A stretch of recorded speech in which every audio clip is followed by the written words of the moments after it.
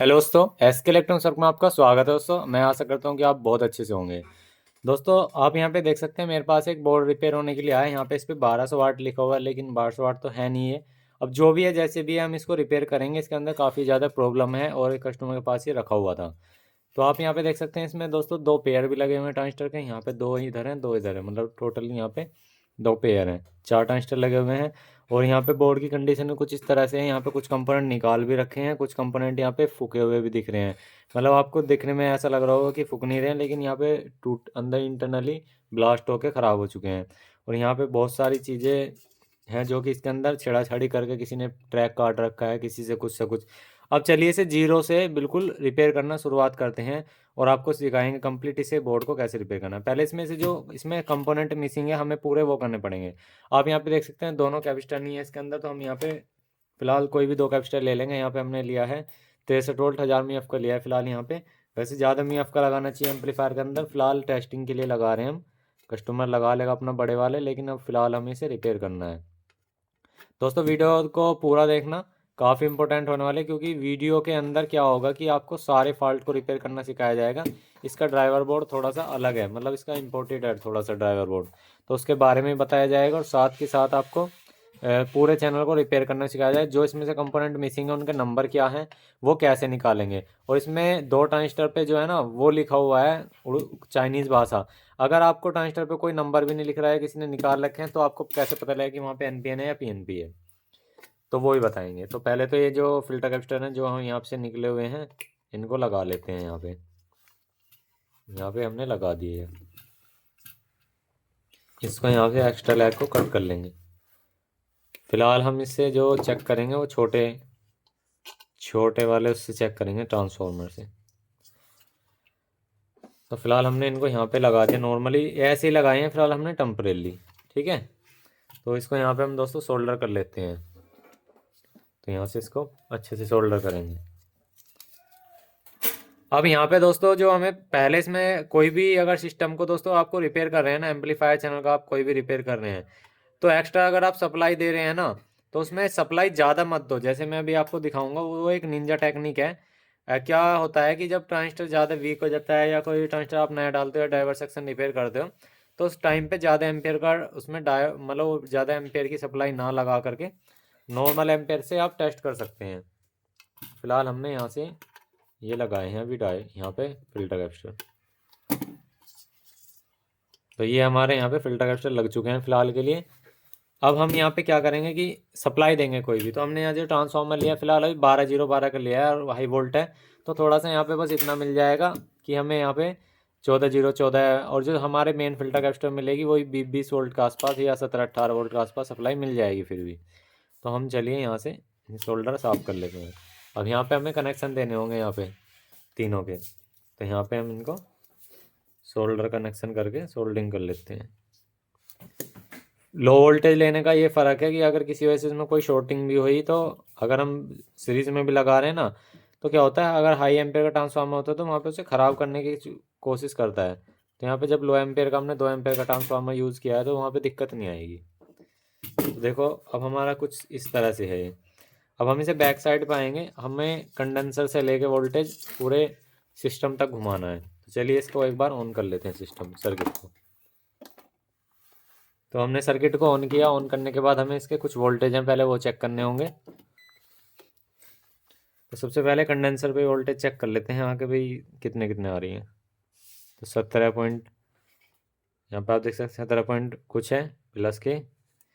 फिर देख लेते हैं यहाँ माइनस के वोल्टेज हैं, तो यहाँ पर 19 कुछ है। चलो ठीक है, चल जाएगा। अब यहाँ पर दोस्तों स्पीकर की आउटपुट के लिए यहाँ पे ये चार पिन है, बीच में दोनों ग्राउंड है, साइड में लेफ्ट राइट है। तो चलिए एक बार चैनलों को एक बार कंफर्म करा लेते हैं क्या कंडीशन है। चैनलों को कंफर्म कर लेते हैं। आज आपको इस वीडियो के अंदर ये पता लग जाएगा कि अगर किसी वजह से कोई भी ट्रांजिस्टर वहाँ से निकला हुआ है बड़े वाला, तो उसकी जगह एनपीएन लगेगा या पीएनपी लगेगा। तो आप पता कैसे लगा सकते हो सही तरीके से, आज वो समझाया जाएगा आपको इस वीडियो के अंदर। और साथ ही साथ आपको रिपेयर करके लगा के चालू भी करके दिखाया जाएगा, इसे रेडी भी करेंगे। तो देखो मैं अगर इधर लगा रहा हूँ ना, सबसे पहले आप देख सकते हैं, थोड़ा सा यहाँ पे ले आता हूँ इसको। ये देखो कंडीशन कुछ इस तरह से, जैसे ही मैं इसको ग्राउंड का वायर यानी यहाँ लगाता हूँ, ये देखो स्पीकर का ये जो है पर्दा बाहर की तरफ को आ रहा है। इसका मतलब क्या है कि इसमें डायरेक्ट डीसी आ रही है। तो डीसी आने के बहुत सारे कारण हो सकते हैं, ट्रांजिस्टर शॉर्ट होगा जब भी। और इधर की साइड अगर आप देखेंगे तो यहाँ से जंपर ही काट रखा है किसी ने, यहाँ पे आप देखेंगे जंपर ही कटा हुआ है। तो पहले तो इस ट्रैक को हम जोड़ लेते हैं यहाँ से, वो किसी ने यहाँ से ये डायरेक्ट कर दिया होगा। तो इसको यहाँ पे पहले डायरेक्ट कर लेते हैं। ये जो हमारा जंपर यहाँ से कटा हुआ है, तो यहाँ पे हमने ये दोस्तों जंपर कर दिया। अब इसको एक बार चेक कर लेते हैं। तो देख सकते हैं डीसी हमारी इधर भी आ रही है, ये देखिए फुल डीसी आ रही है। अगर यहाँ पे हम मल्टीमीटर से चेक करें तो एक बार देख लेंगे। यहाँ पे माइनस के 18 वोल्ट के आसपास आ रही है। इधर देख लेते हैं यहाँ पे कितनी आ रही है। यहाँ भी माइनस की वोल्टेज आ रही है। अब ये जो माइनस की वोल्टेज बननी है किस वजह से बननी है, क्यों बननी है, हमें ये सारी चीज़ें एक बार फाइंड करनी होगी। अब यहाँ पे दोस्तों सबसे पहले हमें यहाँ पे 2 ट्रांजिस्टर लगे हुए हैं, 2 ट्रांजिस्टर यहाँ पे लगे हुए हैं, इनको चेक करना है स्टेप बाय स्टेप। और हमें सारी सप्लाई पहले कंफर्म करनी है ट्रांजिस्टर तक आ भी रही है नहीं आ रही है, क्योंकि अगर किसी वजह से यहाँ पे ट्रांजिस्टर की सप्लाई भी मिसिंग होगी तो तब भी दिक्कत आएगी। तो फिलहाल मैं इस ट्रांसफार्मर को यहाँ रख लेता हूँ जिससे कि बोर्ड पर काम करने में आसानी हो। अब देखो, अब आपको बोर्ड पूरा दिखाई दे रहा होगा। अब आपको यहाँ समझना है पहले, जैसे हमारे यहाँ पे ट्रांजिस्टर लगे हुए हैं। अब देखो यहाँ पे हो क्या रहा है, एक ट्रांजिस्टर मान लीजिए कि यहाँ पे लगा हुआ है, एक ट्रांजिस्टर अननोन नंबर का यहाँ लगा हुआ है। सेम ही यहाँ पे होगा, जब पहला यहाँ है तो पहला यहाँ है, दूसरा यहाँ है तो दूसरा यहाँ है। अब हमें नीचे नहीं देखना, हमें यहाँ से ही समझना है। अब मैं आपको बता देता हूँ होता क्या है। जैसे मान लीजिए कि हमने यहाँ पे ये 2 कैपेसिटर है, हमारी कैपेसिटर की सप्लाई है। तो यहाँ पे ग्राउंड पॉइंट है कि हमारा ये है, हमने ग्राउंड पे यहाँ पे एक प्रोब अटैच कर ली परमानेंट के लिए। तो हमें ये देखना है जैसे ये 2 ट्रांजिस्टर, एक ट्रांजिस्टर ये, एक ट्रांजिस्टर ये, अगर इसकी बीच वाली पिन है, यानी कि यहाँ पे पहले क्या है कि पिन नंबर 1 आपकी बेस कलेक्टर एमीटर, इस तरह से बेस कलेक्टर एमीटर 3 पिन दे रखी हैं। मान लीजिए कि आपका ये ट्रांजिस्टर है, ये आपका ट्रांजिस्टर है। अब इसमें होगा क्या कि दोस्तों पहले नंबर पे तो सिग्नल आएगा, और हमारी जो दूसरी है इसको आप सप्लाई भी बना सकते हैं, इसका आउटपुट भी बना सकते हैं। ऐसे ही तीसरी है, इसको सप्लाई भी बना सकते हैं, इसका आउटपुट भी बना सकते हैं। मान लीजिए कि अगर इसको आपने सप्लाई बनाया तो ये आउटपुट होगा, अगर आपने इसको आउटपुट बनाया तो ये सप्लाई होगा। कहने का मतलब ये है, अगर इस पर आपने वोल्टेज चेक करी तो यहाँ पे स्पीकर के वायर लगेंगे, अगर यहाँ पे वोल्टेज चेक करी तो यहाँ पे स्पीकर के वायर लगेंगे। लेकिन यहाँ पे पोलरिटी फिर चेंज हो जाएगी। वो कैसे, अब मान लीजिए कि ये C5198 ट्रांजिस्टर है, यानी कि एक तरह से 5200 ट्रांजिस्टर है, NPN ट्रांजिस्टर है। अब बिच वाले पे अगर पॉजिटिव सप्लाई आएगी तो दोस्तों यहाँ से हमारी आउटपुट निकल जाएगी जो स्पीकर के लिए रहेगी।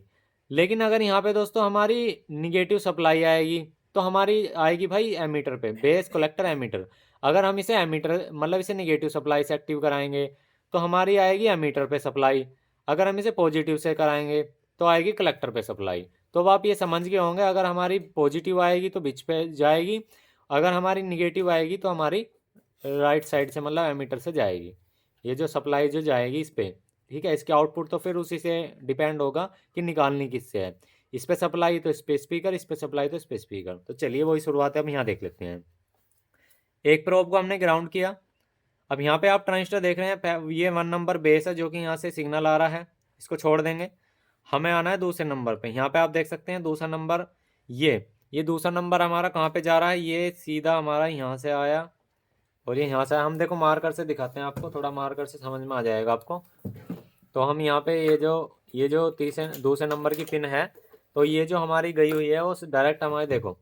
अब मैं दिखाता हूँ, यहाँ से एक मार्कर हमने ब्लैक लिया, एक दूसरे कलर का लेंगे ब्लू या कोई भी। अब ये हमारा यहाँ से होता हुआ गया, ये मैं वीडियो में इसलिए समझा रहा हूँ जो कि आगे तक दिक्कत ना बने। तो ये हमारा यहाँ से आया और ये इधर गया, ये इधर गया, और ये देखो यहाँ से घूम घूम के कितनी दूर तक आया घूम के, और ये हमारा स्पीकर की आउटपुट निकल गई। यहाँ पे आप देख सकते हैं स्पीकर की आउटपुट निकल गई।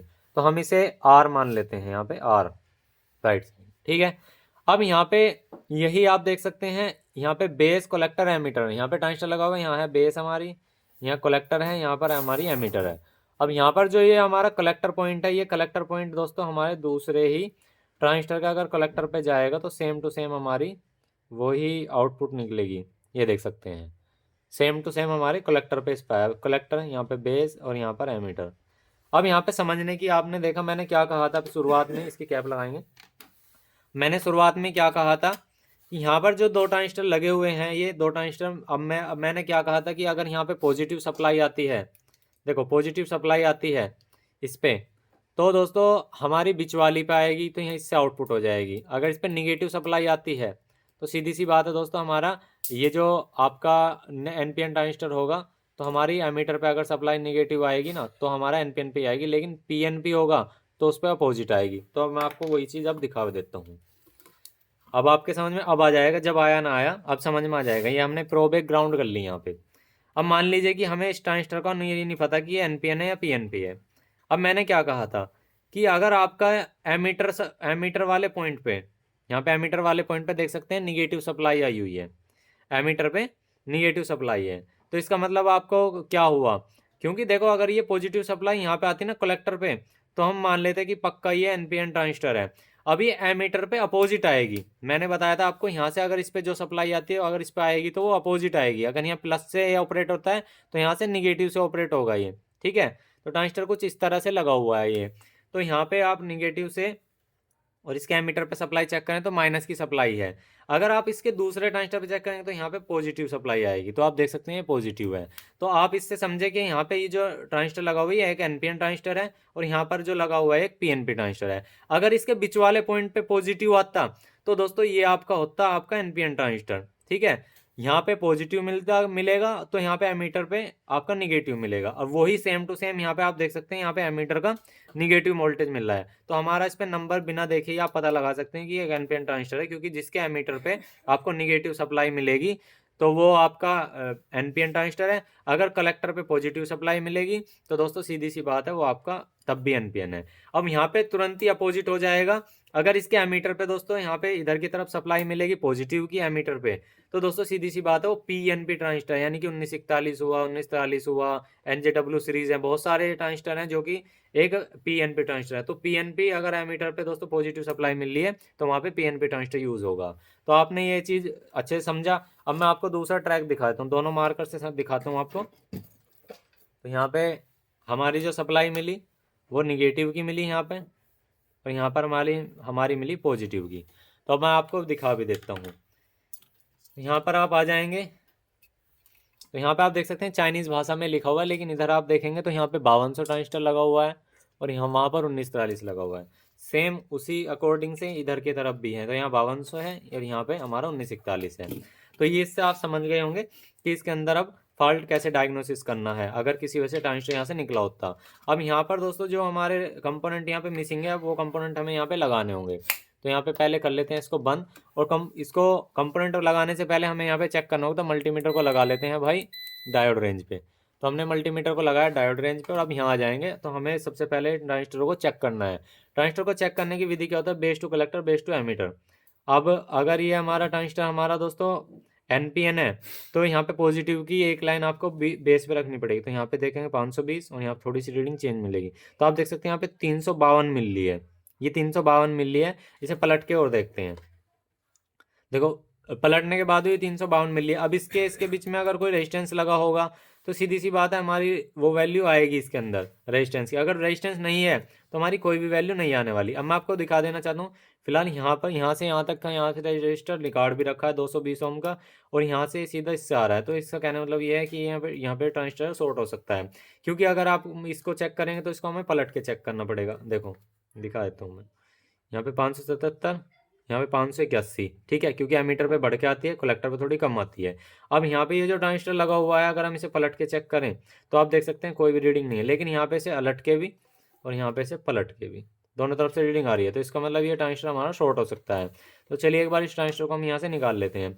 इससे पहले कि हम ये भी चेक कर लेंगे, छोटे ये इधर भी जो लगे हुए हैं यहाँ भी ठीक है, ये भी ठीक है। इसको चेक करने के लिए हमें प्रोब पलटनी पड़ेगी, ये भी ठीक है, ये भी ठीक है, आप देख सकते हैं ये परफेक्ट है।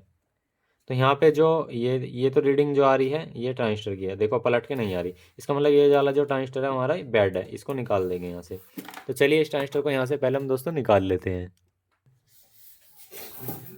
तो यहाँ से इस ट्रांजिस्टर की सोल्डिंग करके साफ़ करना होगा। तो यहाँ पर आप देख सकते हैं दोस्तों हमने इसकी सोल्डिंग को साफ़ कर लिया अच्छे से। अब इस ट्रांजिस्टर को जो है ना एक बार बाहर निकाल लेते हैं हम यहाँ से, इसको यहाँ से बाहर निकालते हैं।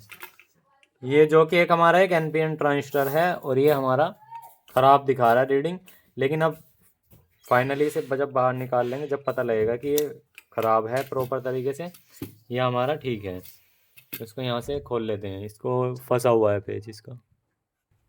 यहाँ से आप देख सकते हैं हमने इसको खोल लिया है। यहाँ पे इसका पेज भी ख़राब है, इसी वजह से शायद ये ट्रांजिस्टर ख़राब हुआ होगा। यहाँ से इसको बाहर निकाल लेते हैं। अब किसी ने कितना भी तरीका कर रखा हो, लेकिन अगर आप समझदार होंगे, आप समझेंगे किसी चीज़ को, तो आप आसानी से उस चीज़ का नंबर निकाल सकते हैं। तो ऐसी दिक्कत वाली बात नहीं है। जैसा यहाँ पे इन्होंने नंबर को हाइड वाइड कर रखा है, और यहाँ पे आप देख सकते हैं इस पर एक लेबल सा लगा रखा है। तो हम एक बार आपको नंबर दिखा भी देना चाहते हैं। ये एक NPN ट्रांजिस्टर है जो कि 5200 भी है, 5200 ही होगा। यहाँ पे आप देख सकते हैं इन्होंने हाइड कर रखा है इसको। यहाँ पे आप देख सकते हैं, ये देखिए 5200 ट्रांजिस्टर है। ठीक है, अब इसको हम एक बार चेक कर लेते हैं यहाँ से, ऐसे ही निकले हुए इसको अलग करेंगे। अब यहाँ पे इसे एक बार जांच लेते हैं सही तरीके से। यहाँ पे आप देख सकते हैं, यहाँ पे जो रीडिंग दिखा रहा था 594 के आसपास, ये देखो। लेकिन अब यहाँ पे कोई भी रीडिंग ऐसी नहीं दिखा रहा पलटने के बाद, यहाँ पे आप देख सकते हैं। लेकिन वहाँ पर जो रीडिंग आ रही थी वो शायद कोई ना कोई रजिस्टर लगा होगा उसके साथ, या इसका छोटा ड्राइवर ट्रांजिस्टर जो है शॉर्ट हो सकता है। तो चलिए एक बार इसको भी चेक कर लेते हैं। यहाँ पे हमें अब चेक करना होगा कि इसमें रीडिंग किस चीज़ की आ रही थी। अब यहाँ पे आप देखेंगे जो हमारी रीडिंग यहाँ पर आ रही थी 300 कुछ, वो देख लेंगे 394, यहाँ पे ये देख सकते हैं। अब ये रीडिंग दोस्तों हमारे इस ट्रांजिस्टर की भी हो सकती है।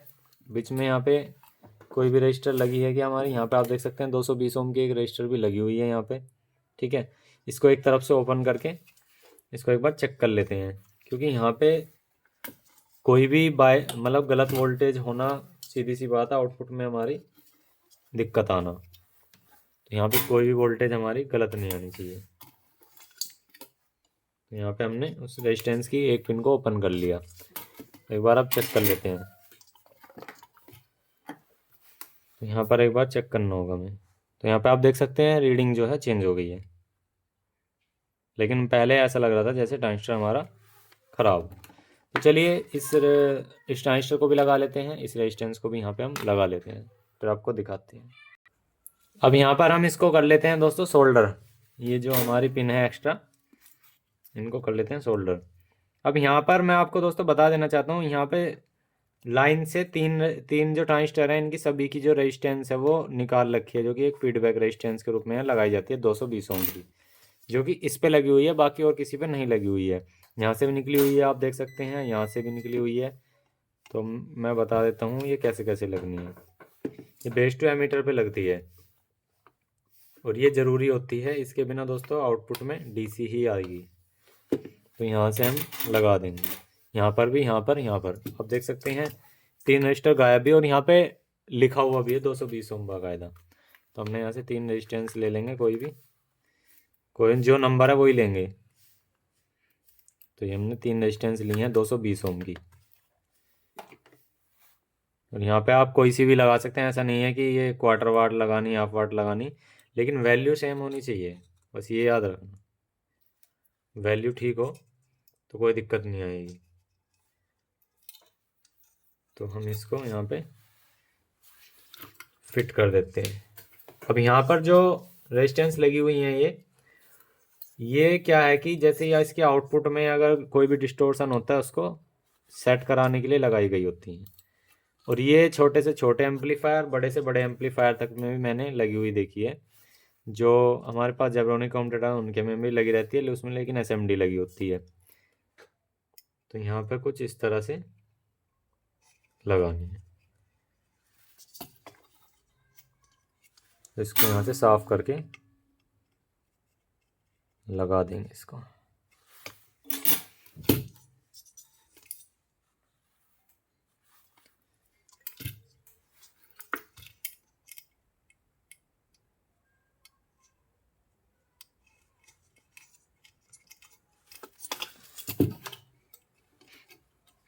ये हमने रेजिस्टेंस को यहाँ पे फिट कर लिया है। अब इसको सोल्डर कर लेते हैं यहाँ पे।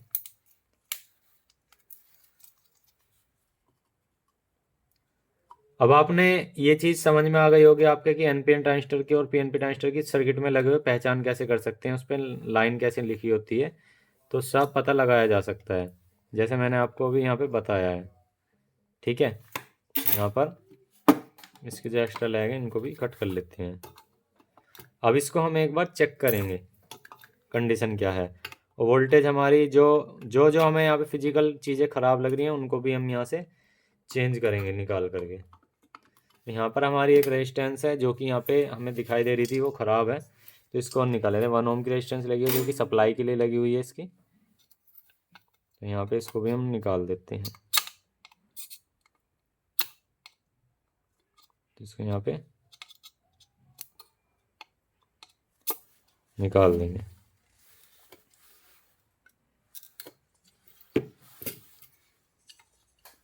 ये सप्लाई के लिए इसलिए लगी होती है, मतलब किसी वजह से आपका ट्रांजिस्टर अगर शॉर्ट हो गया तो यहाँ पे ट्रैक ट्रैक ना जल करके रेजिस्टेंस जल जाए। तो आप देख भी सकते हैं यहाँ पे ये ब्लास्ट हुई हुई है 1 ओम की। चाहे तो आप इसे डायरेक्ट भी कर सकते हैं, पर लेकिन डायरेक्ट के लिए मैंने फिर से वही बता रहा हूँ मैं। बस होगा क्या कि दोस्तों बाद में अगर दिक्कत आई ना तो वहाँ पे जल जाएगा सर्किट। वहाँ पे ये है कि अब तो फिलहाल रेजिस्टेंस लगी हुई है तो रेजिस्टेंस जल जाएगी। अगर वहाँ पर ऐसा होगा ना कि अगर रेजिस्टेंस नहीं है तो सीधा या तो ट्रांसफार्मर जलेगा या आपका सर्किट में से प्रिंट जल जाएंगे, ये दिक्कत आएगी। तो यहाँ पर इस रजिस्टर के हम सोल्डर कर लेते हैं। तो यहाँ पर जो हमारी जब वोल्टेज एक्टिव हो जाएगी चारों ट्रांजिस्टर पे, तो हमारी जो ऑडियो है वो बिल्कुल परफेक्ट तरीके से आएगी, कोई दिक्कत नहीं आने वाली इसमें से। फिर हम यहाँ पे सफाई भी करेंगे इसको, क्योंकि अभी यहाँ पर गंदा है सारी चीज़ें। तो एक बार सेट को ऑन करते हैं और हमें एक बार इसकी आउटपुट चेक करनी होगी। तो यहाँ पर आप देख सकते हैं अभी भी जो है ना डीसी आ रही है, दोनों तरफ डीसी आ रही है बाकायदा, ये देखिए। अब दोनों तरफ डीसी आने का क्या कारण हो सकता है, अब मैं आपको समझाता हूँ। क्या है कि अगर ये ड्राइवर ट्रांजिस्टर का जो कोई भी ट्रांजिस्टर है किसी वजह से ये शॉर्ट हुआ तब भी आएगी। एक यहाँ पर इसमें TL07 1 IC लगी हुई है, अगर उस पर वोल्टेज हमारी प्रॉपर ना गई तब भी प्रॉब्लम आएगी। तो चलिए एक बार हम वो चीज़ चेक कर लेते हैं। यहाँ पे जो आईसी लगी हुई है इसकी जो दोस्तों हमारी ये पिन नंबर 8 जो है यहाँ पे आप देख सकते हैं, यहाँ पर ये आईसी लगी हुई है TL072। हाँ 71 भी होती है, TL072 IC है ये। तो इसमें क्या है कि पिन नंबर 8 पे हमारी दोस्तों सप्लाई मिलती है इसकी 12 वोल्ट का आसपास, वो हमें ग्राउंड से मिलनी चाहिए। तो हम चलिए एक बार चेक कर लेते हैं। तो यहाँ पर हम एक बार इसकी सप्लाई को एक बार कंफर्म कर लेते हैं। हमने प्रोब को ग्राउंड पे कर देंगे यहाँ, और यहाँ पर जो है वोल्टेज चेक कर लेते हैं। तो आप देख सकते हैं यहाँ पे कोई वोल्टेज नहीं बननी, और जो हमारी वोल्टेज यहाँ से बनती है सारी वो एक बार फाइंड कर लेते हैं कि हमारे सर्किट में यहाँ से बनने नहीं बने। तो यहाँ पे आप देख सकते हैं 2 रेगुलेटर लगे हुए हैं, एक ये और बाकी एक हमारे 5 वोल्ट के लिए यहाँ पे ऑडियो के लिए लगा हुआ है। अब यहाँ पर जो ये रेगुलेटर लगे हुए हैं इनकी इनपुट पे पहले चेक करेंगे। यहाँ पर TIP 127 लगा रखा है, पर रेगुलेटर के लिए ही काम करा रखा है इन्होंने।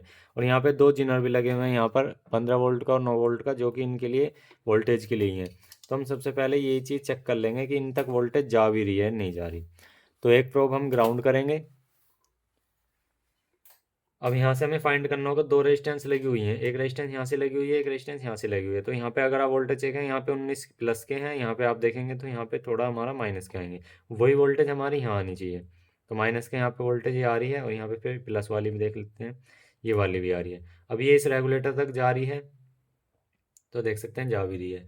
अब इसकी आउटपुट देख लेते हैं, तो आउटपुट पे 15 वोल्टेज आउट हो रही है। अब यहाँ पे आप देख सकते हैं ये जो प्रिंट है यहाँ पे फटा हुआ है, मैं आपको पास से दिखा देता हूँ। ये देख सकते हैं ये प्रिंट जो है यहाँ पे फटा हुआ है, ये देख सकते हैं ये हिल रहा है। ठीक है, तो यहाँ से हम क्या करेंगे कि इसको हल्का सा स्क्रैच करेंगे और यहाँ से इसके ट्रैक को दोबारा से बनाएंगे। तो यहाँ पर इसको हम एक बार सोल्डर कर लेते हैं, और एक बार बंद कर लेते हैं सेट को। तो आप देख सकते हैं ये हमारा प्रिंट जो है यहाँ से फटा हुआ है। तो इसको यहाँ पे एक बार स्क्रैच करेंगे इस तरह से, या किसी ब्लेड से कर लेंगे।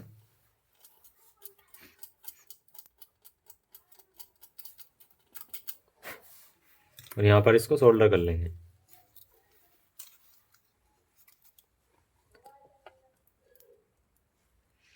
यहाँ पर हमने सोल्डर कर लिया। इसकी बीच वाली पिनों को भी सोल्डर कर लेते हैं।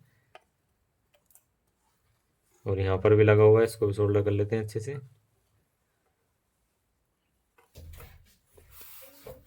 और यहाँ पर भी।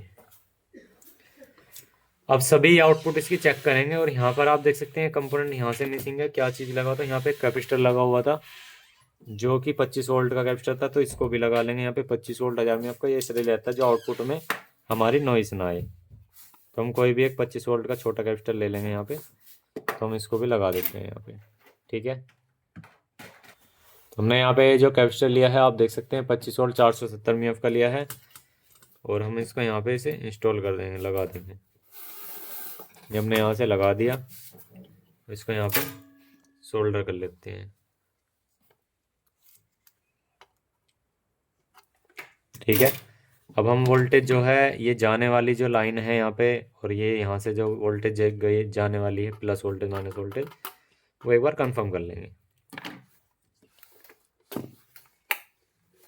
तो सेट को ऑन किया, इसके आउटपुट देख लेते हैं थोड़ी सी सही तरीके से। 14 वोल्टेज है। अब यहाँ से जो इसके आउटपुट गई है यहाँ पर है, ये भी ठीक जा रही है। और इसके यहाँ पे गई है आउटपुट। और ये अब इसकी पिन नंबर 8 पे हमें वोल्टेज मिल गई है। लेकिन अगर फिर भी डीसी आउटपुट आते हैं तो फिर हमें ये सारी चीज़ों को एक बार फाइंड करना पड़ेगा। तो एक बार चेक कर लेते हैं। तो आप देख सकते हैं अब हमारी कोई भी डीसी की आउटपुट नहीं आ रही है। तो मैं थोड़ा सा एक बार नज़दीक से दिखा देता हूँ। यहाँ पे गए और मैं आपको दिखाता हूँ। ये देखिए कोई भी आउटपुट में डीसी नहीं है। तो एक बार ऑडियो चेक करा लेते हैं आपको, सेट को ऑन करके। सेट ऑन है। एक बार आपको वोल्टेज दिखा देते हैं।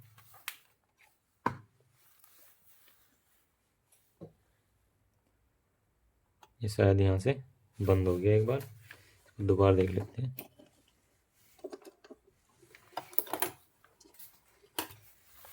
तो ये शायद हमारा सेट है, बंद हो गया है। एक बार मैं चेक कर लेता हूँ यहाँ पे वोल्टेज किस वजह से नहीं आ रही। ऑन है वैसे तो, ऑन है हाँ। अब यहाँ पे वोल्टेज एक बार कंफर्म कर लेंगे। ये देखिए 18 और ये भी ठीक आ रही है। यहाँ पे ठीक आ रही है।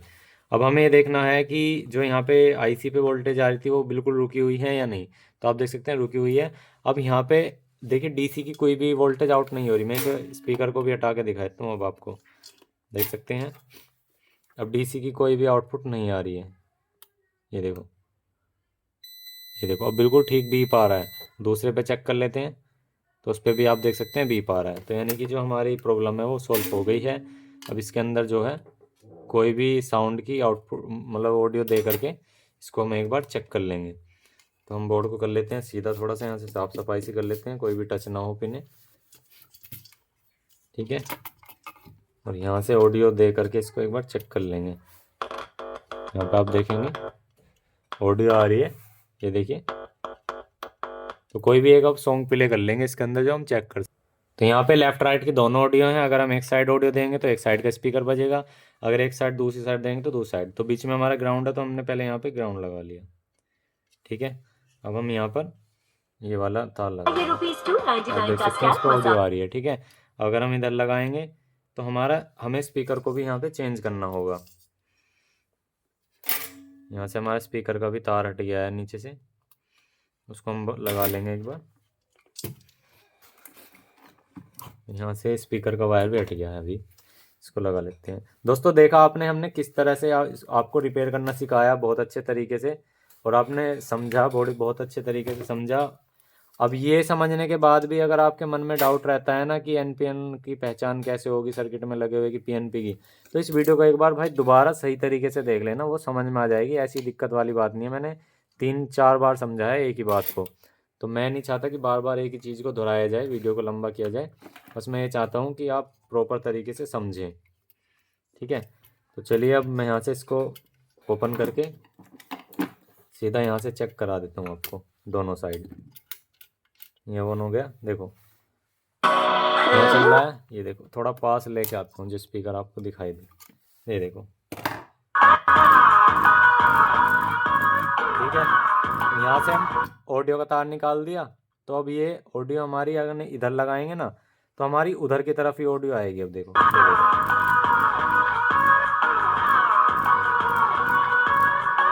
ठीक है। इधर लगाएंगे तो हमारी इधर ऑडियो देनी पड़ेगी, ग्राउंड वहीं का वहीं रहेगा। ये देखो, तो आपने देख लिया दोस्तों, हमने कितने अच्छे से आपको रिपेयर करना सिखाया और पूरा सर्किट हमारा परफेक्ट तरीके से रिपेयर हो चुका है। सारी इसकी वोल्टेजेस बन गई और सारे इसमें ट्रांजिस्टर ओके हो गए। अब यहाँ पे ट्रांजिस्टर की शॉर्टिंग में आप यहाँ पे एलजे रहते, लेकिन फॉल्ट यहाँ से बन रहा है सर्किट में। चीक चेक छोटी सी वोल्टेज मिसिंग होने की वजह से कितना बड़ा फॉल्ट बना था इसमें, दोनों के आउटपुट में शॉर्टिंग आ रही थी। उसमें यहाँ पे बहुत से भाइयों ने रेजिस्टेंस हटा के देखा होगा, लेकिन वो चीज़ समझ में नहीं आया। लेकिन मैंने आपको बताया, जो हमारे सामने फॉल्ट आते रहते हैं उस तौर पे बताया। जब इस आईसी की, इसकी ये जो आईसी लगी होती है, अगर इस पे कोई सी वोल्टेज मिसिंग होती है ना, तभी आउटपुट में डीसी देती है। और वो डीसी हमारी आउटपुट में आ रही थी, और वो डीसी जब हमने यहाँ से ठीक कर दी तो इसकी आउटपुट में डीसी जानी बंद हो गई। जब इसको आप दोनों सप्लाई दे दोगे ना, प्लस माइनस, तब हमारी वोल्टेज जो है बिल्कुल परफेक्ट तरीके से आती रहेगी, फिर हमारी दिक्कत नहीं आएगी। वही चीज़ हमने यहाँ पे अपनाई, हमने इसकी वोल्टेज ओके करी, इसने आउटपुट में ऑडियो देनी शुरू कर दी और हमारी ऑडियो ही आउटपुट में मिल गई। तो वीडियो अच्छे तो यार लाइक कर देना, और जो चैनल पे नहीं सब्सक्राइब करना। थैंक यू, बाय बाय, जय हिंद, जय श्री राम दोस्तों।